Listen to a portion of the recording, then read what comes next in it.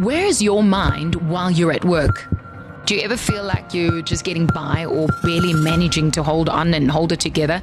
I'm Elana Afrika-Bredenkamp. Welcome to Mind at Work. In this series, we explore the mental hurdles we face in the workplace and how understanding our minds can lead to real, lasting solutions. Our guest on Mind at Work is a psychotherapist, and her name is Andy Cohen. Thanks for joining us. Thank you so much for having me. What a title. Am I getting in my own way at work? Sure. That's our topic for today. Andy Cohen is a psychotherapist. What does a psychotherapist do?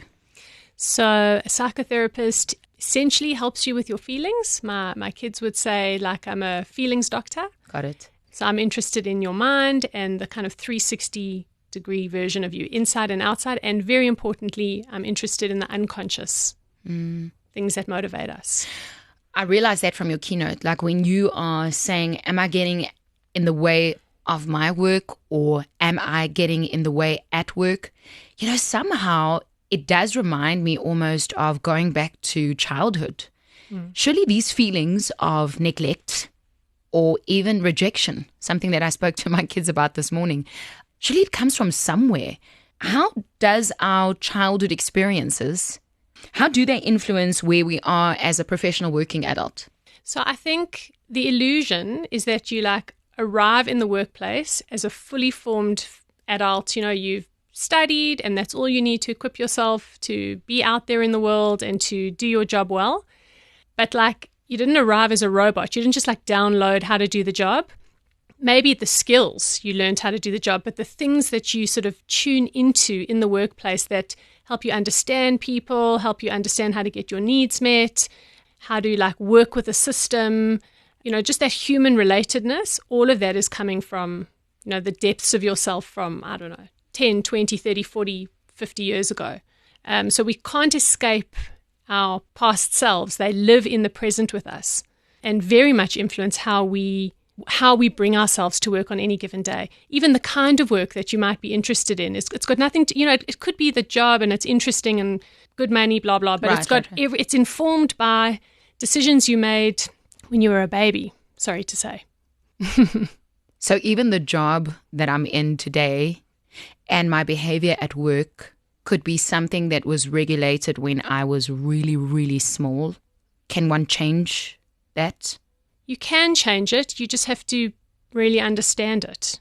You can't self-correct what you can't self-observe. So if you can get to understand why you were drawn into a position, why you've seeked out a particular kind of area, let's say, and then link it to what matters to you, because that's at the heart of it, what matters to you, how are you going to get your needs met in the world?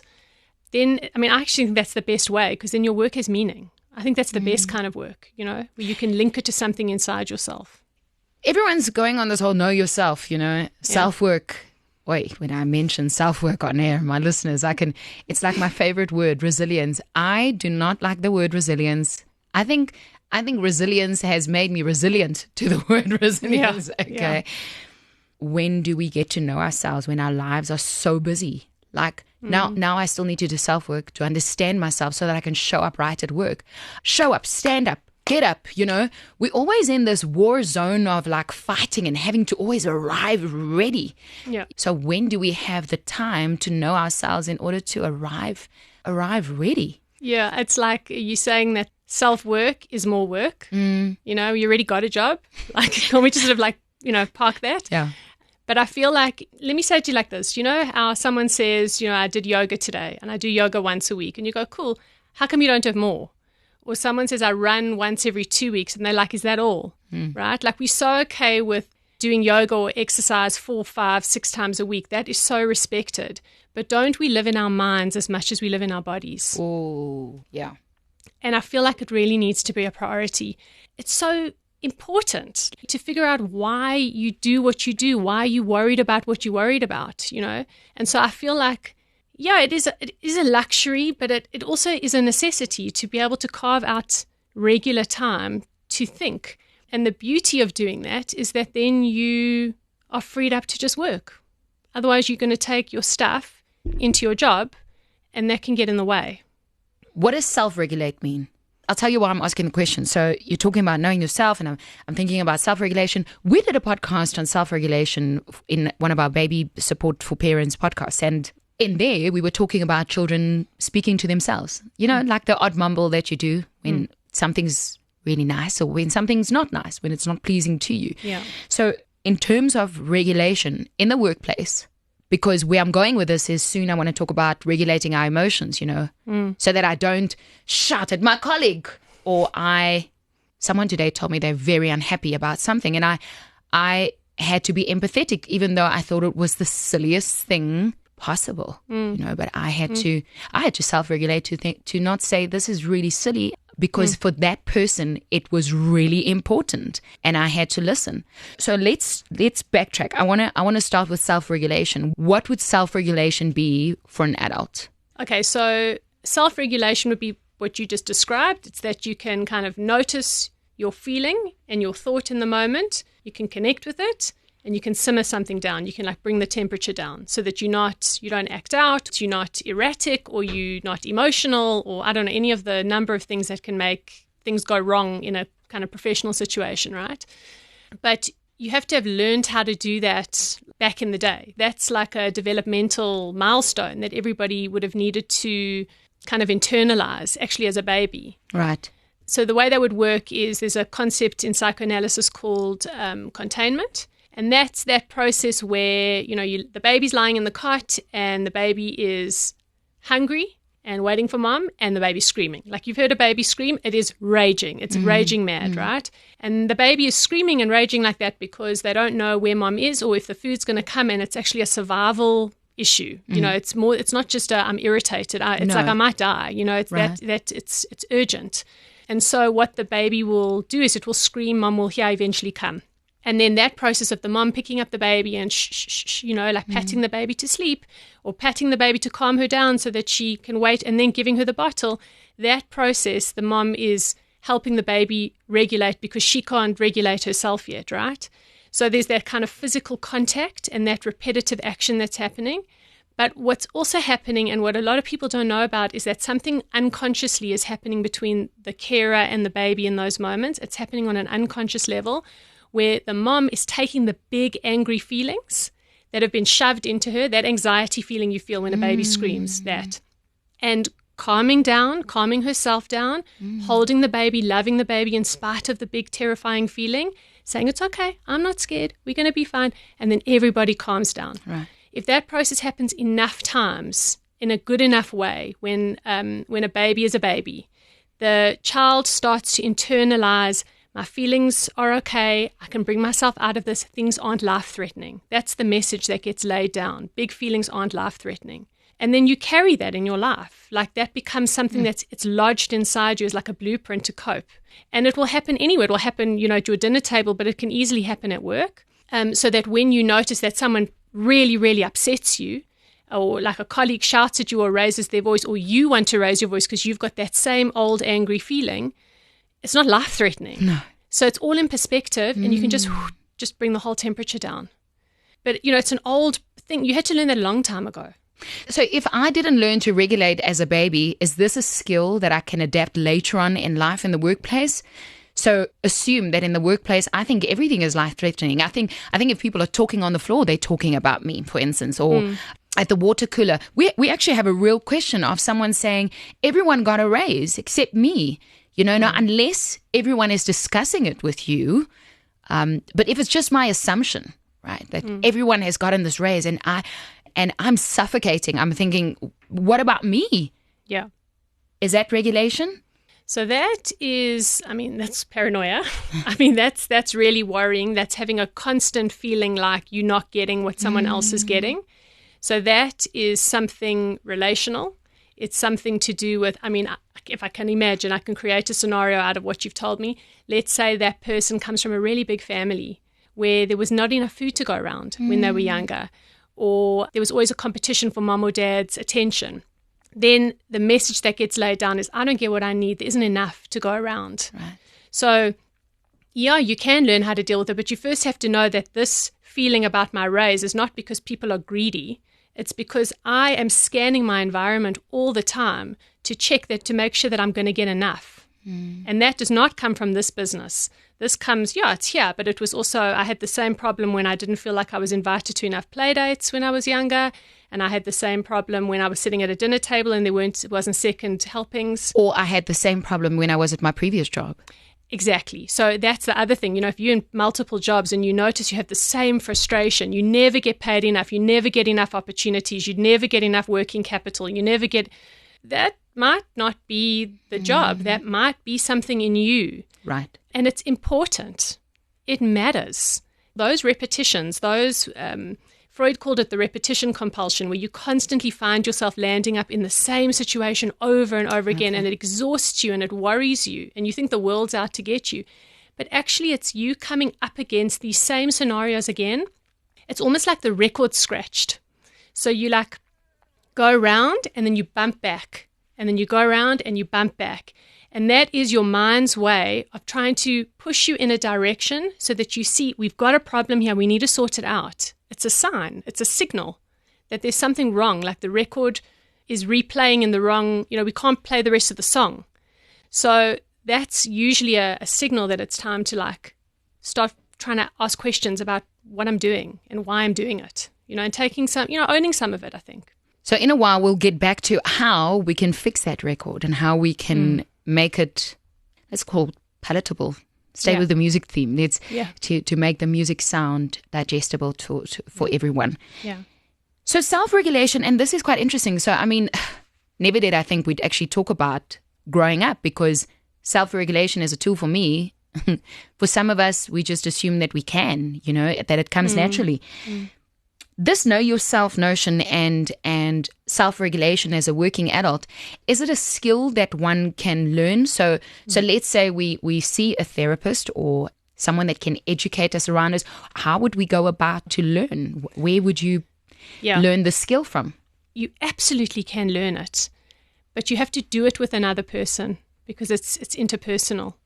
So my sense is I'm a psychotherapist, and I said that's got you interested in the unconscious dynamics, but the relationship is core in our work. So I work with a small amount of people for a long period of time. We get into a relationship. We're in something together. We are very committed to the work and to knowing this person well. And it's in that process of relating and feeling things off each other and understanding what that means, and really that containment thing, with the baby bird and the mommy bird metabolizing. You almost replaying that process, but in a therapeutic way now, with someone who can think for you now in a way that you never got. So it's very reparative. Psychotherapy and psychoanalysis, that's the kind of at the heart of what we do. We use that kind of relating to repair what you didn't get, or you didn't understand, or you misunderstood, or whatever you made of it back in the day. Yeah. So this relational interaction, mom and baby, what baby didn't get at the time, baby grows up, and now we're in the workplace, and something frustrates me, and how I show up is something that could possibly not be new. It definitely could relate to how I was nurtured and cared for, and some of the triggers as a child. Yes. It is what happened to you, what your environment was. So there is that kind of environmental stuff. It's also what you made of it. Okay. So it's something that happens on the outside, but it's also internally, individually, what your personality did with it, what assumptions you made. I'll give you an example. My daughter was learning how to swim, and I promise you, for months, she wasn't putting her face in the water. And at one point, it was actually hampering her ability to swim because she couldn't go kind of horizontal, right? So at one point, I was I've just asked her, why won't you put your face in the water? And she said, because my eyes will fall out. Okay. Right. So I was like, oh, okay, no, they won't. And then I explained to her that your eyes are attached to the inside of your head, and and then she was like, oh, okay, cool. And then she put her face in and she learned how to swim quite quickly. The thing is, a young mind, a baby's mind, a toddler's mind, a 2, 3, 4-year-old, they don't have common sense yet. They don't have life experience. So they're forming opinions based on their own fantasized logic. Right. Now, can you imagine that that logic is being laid down inside you as a blueprint. And then you're working with that logic in the workplace. So, let's say somebody doesn't give you enough, you don't get second helpings when you are 3 years old and you're starving and you want it. Then what logic? I don't know. You might say, I'm not good enough. That's why I didn't get it. I don't deserve to have the seconds. Or I was feeling angry at my brother at the same time as the food. Oh, angry feelings are the reason I didn't get the food. Now, the rest of your life, you are worried about having a lot. Right. But it's unconscious because you have laid down that decision. It's a problem you can't solve, and then it goes underground into your unconscious mind.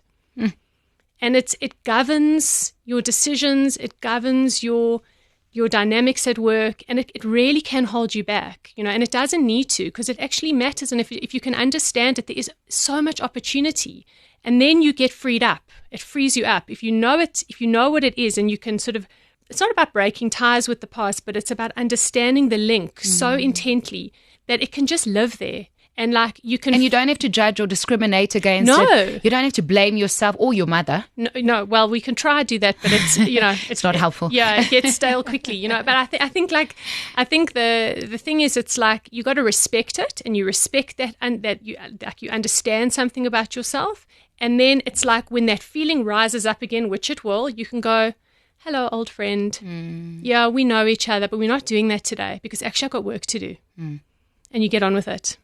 Well, you can speak to that old friend when you get home, because maybe that friend needs a good talking to. Totally. Or you bring it up with your therapist the next day. Right. I caught something. I noticed I nearly lost it at work today, but actually it was that thing. That thing happened again. Yeah.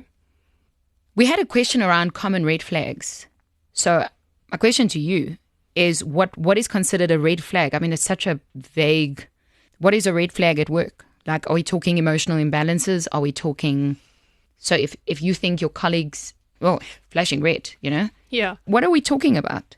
So, I mean, I guess that would be like somebody with kind of behavior that you don't like, maybe. Let's call it feelings. Yeah. So there would be feelings, right? Because if a person, it's your feelings or their feelings. But I think feelings at work is it's a complex thing. I think we wish to be able to put feelings aside and keep business and keep personal separate. We do that kind of like concrete thing where feelings aren't allowed. Draw a line in the sand. Yeah. But I think there's nothing wrong with feelings being in the workplace as long as everybody's got a handle on their feelings. Then it's useful. Then actually it's the thing that drives people, Like you come to work, you're passionate about your job, it matters to you. You bring your caring self into your office. There's nothing wrong with having feelings. I think that the trouble is when the feelings are too big, or when the feelings are undefined. So like for me, anxiety is like not everybody thinks this way, but the way I think of anxiety is it's not a feeling. I think anxiety is a scanning. It's a state. It's a state of checking and scanning your environment for danger. Right. And it's also a state of not thinking. It's a way of booting out the real feelings, the other feelings to the back of your mind and just sort of not thinking about stuff. And I think anxiety is dangerous because then you start to look for the reason in the wrong place, and it's really important to be able to understand what the feeling means. So anxiety is this umbrella term. It's not, anxiety doesn't mean you're scared. So you're scanning to see what the problem is. I feel like anxiety is like a state, right? So it's like a looking around from here to there and like checking for what's wrong, what could go wrong next. It's like a future scanning type of thing. And then what lands up happening, if you think about the last time you were anxious, you try to solve the problem. So you think, it's because I'm on deadline and I just need to finish this one project. And then you finish it and you get like 1 minute of relief. And then the feeling rises up in you again. And then you think, no, it's because, I'm going to miss my kids' show because I have to be at this meeting. And then the show comes and goes and the feeling doesn't leave, or you get a tiny bit of relief. So in that way, like anxiety, it's like a hopscotch of thought, where it doesn't rest on any, like a frog, almost like jumping from lily pad to lily pad, and it doesn't rest for a long time. If you think about what that is actually doing, you're not thinking about anything. It's a state of unthinking. And so what it's actually doing is it's hiding something underneath the lily pads. And there is a logic to the things that are worrying you, but it's unconscious. Right. And if you think about it, it's not in the mind yet. It's not in thought. It's sitting, like, when you feel anxious, you don't feel like intellectually anxious. You feel it in your body. It's in your chest or your throat or your stomach. Or your stomach. It's a body feeling. It's not thought yet.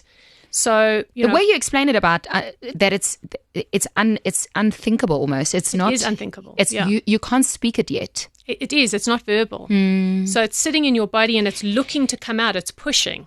So if we think of all of that and all these emotions, we've had beautiful messages from our listeners. How much of it do we show up with at work? I mean, do we expose our feelings to our colleagues at work if we all want to be these educated beings that understands different people in the workplace? Actually, I had this conversation with one of my leadership the other day where I said to him, do you become vulnerable in your meetings? Because we talked about, the way our leadership show up, because they always have to be strong. And he actually said to me, you know what, Elana, the other day I broke down in a meeting. And afterwards you overthink it. You think, should I have cried? Should I have not? Do they respect me more? And I think they do. I think your colleagues or your team, they do respect you more because you showed that you're not just wanting them to be perfect the whole time, Yeah. Listen, as a general mantra, I think feelings are fine. I don't think there's anything wrong with feelings. I think there are appropriate places to explore these things. I think you also want to, have your privacy, and it's important to have a place parallel where you can think about things in depth and not sort of bring that to work, because I think you don't want it to get out of hand either. So, but I don't think there's anything wrong with having a feeling and telling your boss how you feel about something. One just needs to be professional, right? Like you need to have a set of skills alongside that to be able to say, I felt this, and can you help me make that better, Or I feel really disappointed that I didn't get a raise. It doesn't mean you're going to get it, right? But you might be able to express it if you've got a good relationship with your boss. And then they might say, thank you for sharing that with me, that I really understand and I feel terrible. There's nothing I can do, but it's good for me to know where you're at. That's just two human beings hearing each other out. I think there's nothing wrong with that. Talking about skills, in one of our other podcasts with Laurie Milner, we're talking about skills in the workplace and how you can actually practice these skills with your colleagues. But back to our personal bodies, immediately when you talked about feelings, it's like that irritation, that trigger. Yes. Personal triggers.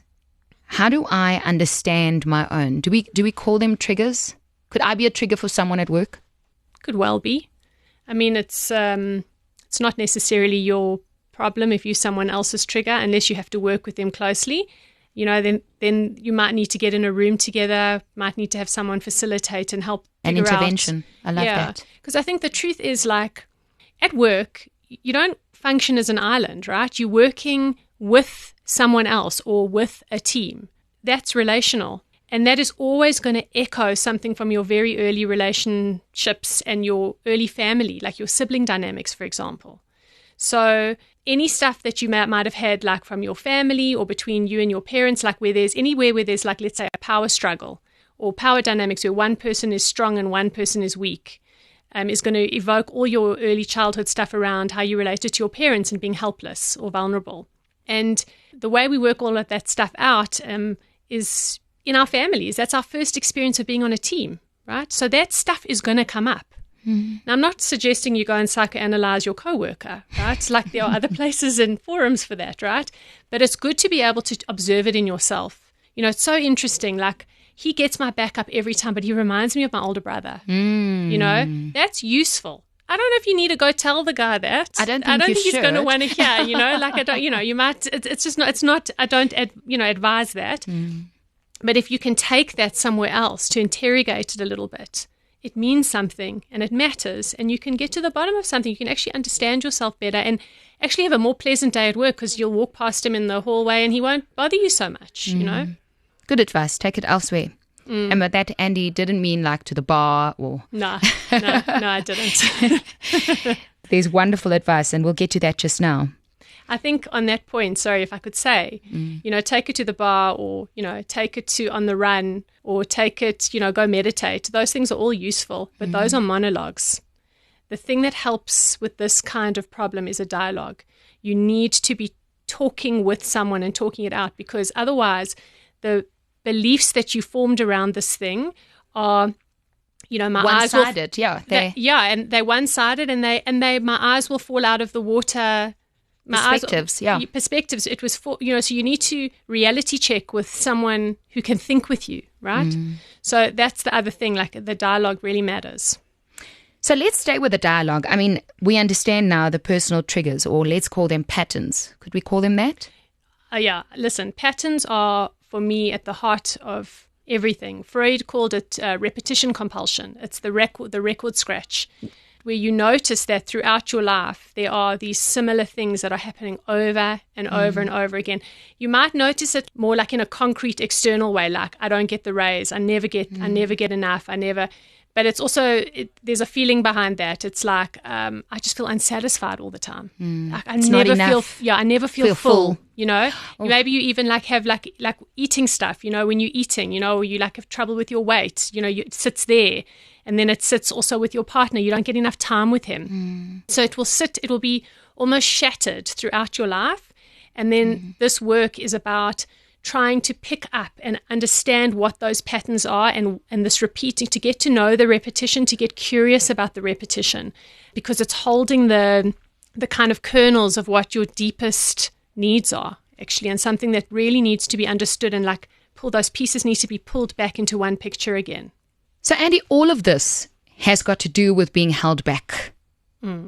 All of this has got to do with understanding yourself, and with that you'll be able to move forward. Yeah. But if I stay with our title, am I getting in my way at work? Am I getting in my own way? Surely there should be something that I am hiding. Like, what if I just find out what is hiding behind all of that, so that I can just be successful and move forward? Well, I think that's the dream, actually. This is your cue. Find out what is holding you back so that you can be present. Yeah. Okay. So I think at the end of the day, it's your responsibility to find out what's holding you back so that you can live in the present. If you are able to figure out what all that shrapnel is, you can leave it there. You put the picture together and you set it aside, and then you can actually function in a successful way in your present role, in whatever it is that you have committed to going forward, without sort of always looking over your shoulder, because that takes up a huge amount of energy, actually. Like our energy is it's an economy. Like there's only so much to go around. And if you're constantly putting your energy into trying to solve a problem that happened 30 years ago, you're not investing in your current role the way you should be. And that's where you're holding yourself back. You have to be able to kind of do yourself the service of parking that old stuff. And that's not putting it out of mind. It's getting to know it so well that it doesn't worry you anymore, or that you can accept something or mourn something, because that's also part of the work. Sure. Find out what is holding you back so that you can be present. Yeah. You mentioned earlier that there's this dialogue that needs to happen so that you don't feel in the way of yourself at work, so that you don't feel like you can't. Who do we have that dialogue with? We've established that it's not possible to just have it with a colleague. We've established that it's not a good idea to phone your mom about it. How do we get hold of the right expert in order to take us further? Yeah. So I'm biased. I work psychodynamically, but a psychoanalyst or a psychotherapist who is equipped to think in this three-dimensional way, who will be able to hear your problem and understand that it's part of a bigger picture, that there are echoes of what's happening now is an echo of many things that have happened a long time ago. Analysts and psychotherapists can hear the unconscious, and it's a very specific training. It's also, like, an analyst is, to my knowledge, it's the only mental health practitioner that has to have their own analysis in order to treat someone. So they have to know the depths of themselves so well that they are equipped to take on whatever a patient brings. So for me, if a listener out there finds themselves noticing these patterns, noticing the overwhelm, being curious in themselves, wanting to kind of take that journey, look for a psychotherapist or a psychoanalyst, because that's where you will be able to get the answers you're looking for. We're a community of inspiration, but we need to be motivated. if you could give one nugget of motivation to everyone at work, I mean, it's tough out there. What would it be? A nugget of inspiration.